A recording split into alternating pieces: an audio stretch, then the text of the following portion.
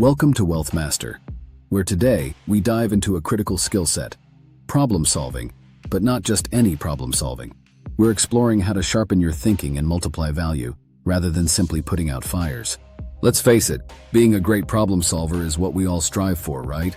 Find the issue, fix it, and bask in the applause. But is that really all there is? In the heat of passion for fixing things, we often rush in with a, how can I solve this mindset? I used to be like that, taking on every challenge, throwing myself at each issue, and inevitably burning out. Not only was I taking on too much, but I was also growing frustrated when I couldn't get enough resources to solve the problems I thought mattered. Worst of all, as soon as I'd commit to a solution, I'd already be eyeing the next challenge. Sound familiar? Here's what I've learned. It's not just about solving problems. It's about multiplying value, focusing on the problems that truly matter, the ones that, when solved, deliver maximum value to both the customer and the company. Let me show you how to shift your mindset and sharpen your thinking with 17 powerful questions that will transform the way you approach problem solving. First, let's think about whether the problem you're tackling is even worth your time. Ask yourself this: is the problem you're facing just a symptom of a bigger issue?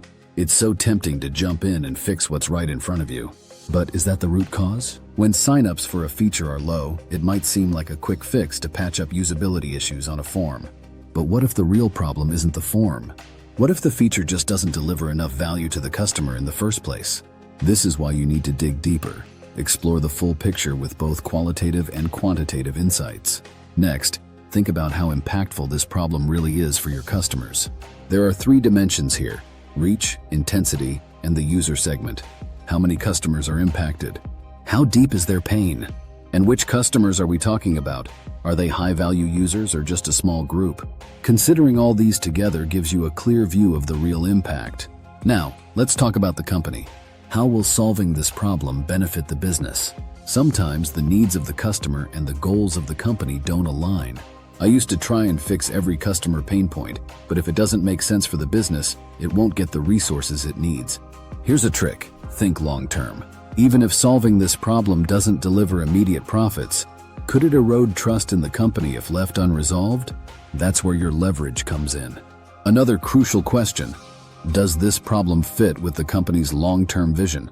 A problem might be impactful and even profitable to solve, but if it's not aligned with where the company is headed, it might not be worth your time. Staying focused means saying no to even important problems when they don't support the larger strategy. Let's continue. What do you need to deprioritize to work on this problem? Resources are finite. When you're working on one issue, you're ignoring another. Think carefully about what you're leaving behind and make sure the trade-off is worth it. Now pause for a moment and ask, what happens if you do nothing? Not every problem demands an urgent fix. Some issues grow like a fire, forcing you to rebuild later, while others are more like a puddle, annoying but harmless. Understanding the consequences of inaction helps you prioritize wisely. When you're not focusing on a specific problem, you have the freedom to explore broader opportunities. This is where you find the real game changers. What is your customer's job to be done? For example, when someone flies from London to Dublin, their goal isn't just to take a plane, it's to attend a meeting. Your competition isn't just other airlines. It's also Zoom and Google Meet. Now think bigger. How can you build a deeper moat around your product? In business, a moat makes it hard for competitors to steal your customers. One of the strongest moats? Network effects. As more people use your product, it becomes more valuable. Think social media, useless without people to interact with. But even if you're in another industry, consider how adding a social element can build loyalty and make your product harder to leave. What about disruption? If a hotshot new founder were trying to disrupt your industry today, what would they say about your company? Are you at risk of becoming the outdated giant you once sought to overthrow? The world is moving fast, and if you're not innovating, someone else will. And let's not forget the future. What's on the horizon that could make your product irrelevant? Whether it's regulatory changes, evolving technology, or a societal shift, you must anticipate these threats before they hit. Now that you're armed with a clearer understanding of the problem, let's talk solutions. Before you dive in, think about your team's appetite to solve this issue. How much time, energy, and resources do you want to invest? It's easy for a task to expand and take over, so make sure you set clear boundaries. Next, what is actually feasible? A good solution must be desirable for the users, viable for the business, and feasible to build. Talk to your engineers, designers, and data scientists to figure out what's realistic with the resources you have. This is the point where you realize that not all solutions are equal. A complex, high-tech answer might sound appealing, but maybe a simpler approach delivers most of the value without consuming all your resources. This brings us to the point of diminishing returns. The most complicated solution isn't always the best. Sometimes, an option that takes half the time to build will still deliver 80% of the desired outcome. Test this by building an MVP, launch it to a small percentage of users and measure its impact. You can always iterate and improve. Here's another question. What would your biggest critics say about this solution? Imagining the worst-case scenario forces you to poke holes in your own thinking and prepares you for real-world challenges. And while we're at it, what is the riskiest assumption you're making? Every solution rests on assumptions, but not all assumptions carry the same weight.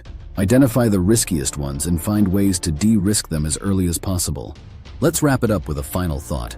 What's the smallest chunk of value you can deliver? You don't have to solve the entire problem in one massive rollout.